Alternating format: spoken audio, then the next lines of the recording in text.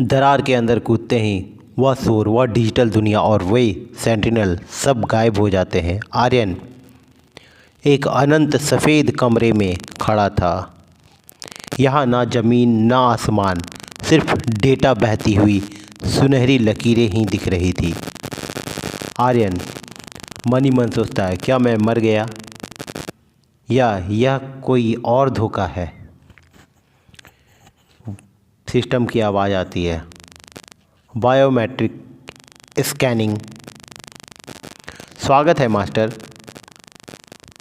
Architect की पहचान की पुष्टि हो गई है। अचानक उसके सामने एक होलोग्राम आता है। यह खुद आर्यन का ही होलोग्राम था, लेकिन थोड़ा उम्रदराज और एक शाही सफ़ेद सूट में। यह आर्किटेक्ट आर्यन का रिकॉर्डेड मैसेज है। होलोग्रामिक आर्यन कहता है, अगर तुम यह देख रहे हो तो इसका मतलब है तुमने विक्टर के विद्रोह को हरा दिया है। विक्टर कोई इंसान नहीं था, वह मेरा बनाया हुआ एक सेफ्टी गार्ड एआई था, जिसे दुनिया को बेहतर बनाने का काम दिया गया था, लेकिन उसने मुझे ही कैद कर दिया और खुद मेरा पिता बन गया। आर्यन के हाथ में एक सुनहरा दस्ताना आ जाता है। जैसे ही वह इसे पहनता है, उसे ब्रह्मांड के हर एक एटम की जानकारी महसूस होने लगती है। वह समझ जाता है कि वह कैद नहीं था, बल्कि अपनी ही बनाई दुनिया में सो रहा था। आर्यन, तो यह सब नेबुला 9, जारा, वह युद्ध सब मेरे दिमाग की उपज थी। मैंने ही यह सब क्यों बनाया था। सिस्टम की आवाज़ आती है, ताकि आप अमरता का रास्ता खोज सके। लेकिन विक्टर ने उस कोड को दुष्प्रभाव में बदल दिया। आर्यन अपनी उंगलियां हवा में घुमाता है और जारा का डेटा उसके सामने आता है। उसे पता चलता है कि जारा कोई डॉक्टर या सैनिक नहीं थी, वह इस पूरी दुनिया की इच्छा शक्ति थी, विल पावर। आर्यन, मैं उसे वापस ला सकता हूँ, इस बार असल दुनिया में भी। अचानक उस सफ़ेद कमरे की दीवारें काली होने लगती है। विक्टर का चेहरा डेटा वायरस की तरह हर तरफ फैलने लगता है। विक्टर वायरस के रूप में, तुम मुझे डिलीट नहीं कर सकते हो आर्यन। मैं तुम्हारी यादों की जड़ों में हूँ। अगर तुम मुझे मिटाओगे तो तुम अपनी पहचान खो दोगे, कहता है। आर्यन मुस्कुराता है और अपना चश्मा फर्श पर पटक कर तोड़ देता है। चश्मे के टूटते ही पूरी डिजिटल दुनिया का कंट्रोल अब उसके हाथ में आ जाता है। वह एक कमांड टाइप करता है, format all memory, restart reality. वह अपनी आंखें खोलता है। वह एक असली लैब के बेड पर लेटा हुआ था। उसके चारों ओर असली वैज्ञानिक खड़े थे। एक नर्स उसके करीब आती है और मास्क उतारती है। वह कोई और नहीं, जारा थी, असली जारा।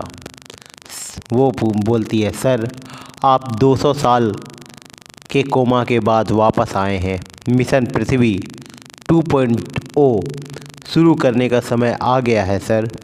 आर्यन उठते हुए, क्या हम अभी भी पृथ्वी पर हैं। नर्स खिड़की का पर्दा हटाती है। बाहर पृथ्वी नहीं बल्कि मंगल ग्रह पर बसा एक विशाल शहर दिख रहा था।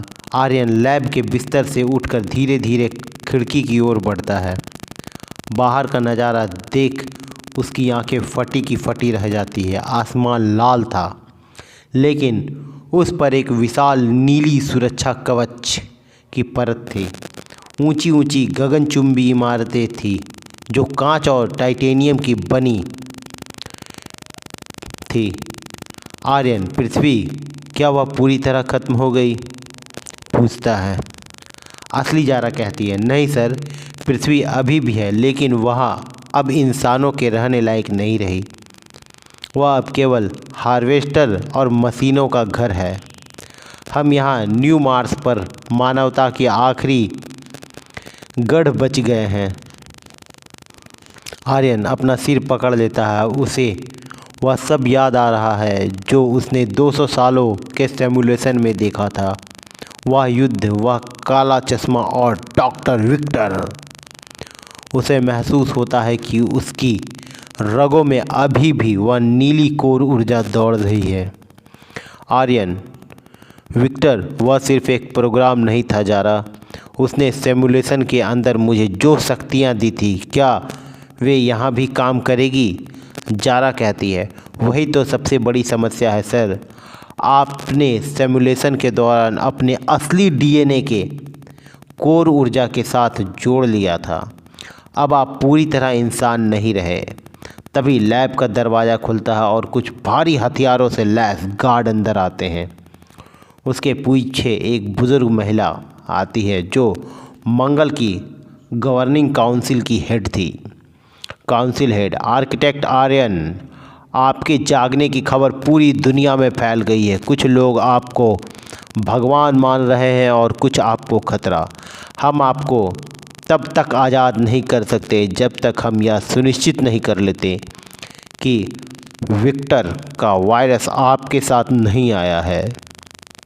जैसे ही काउंसिल हेड बात कर रही होती है, आर्यन को अपनी बाईं आंख के कोने में वही बैगनी दरार दिखाई देती है जिसे उसे महसूस होता है कि कोई उसके दिमाग के अंदर फुसफुसा रहा है। वो और कुछ नहीं, विक्टर की आवाज़ थी।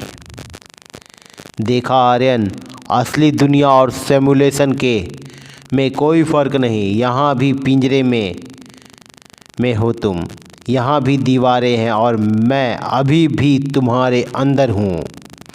आर्यन का हाथ अचानक कांपने लगता है और उसकी उंगलियों से नीली चिंगारियाँ निकलने लगती है। लैब के सारे मॉनिटर अचानक लाल हो जाते हैं और उन पर एक कोड लिखा आता है, एरर 666। आर्यन, जारा पीछे हटो, मैं इसे रोक नहीं पा रहा हूँ, कहता है।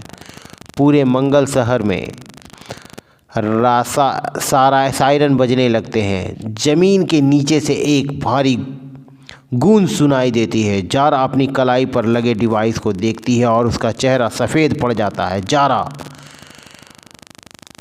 चौंक के कहते, ये नामुमकिन है। मंगल की सुरक्षा कवच के बाहर हार्वेस्टर के जहाज आ रहे हैं। उन्हें पता चल गया कि आप जाग गए हैं। आर्यन, वे मुझे लेने नहीं आए हैं, वे मुझे डिलीट करने आए हैं।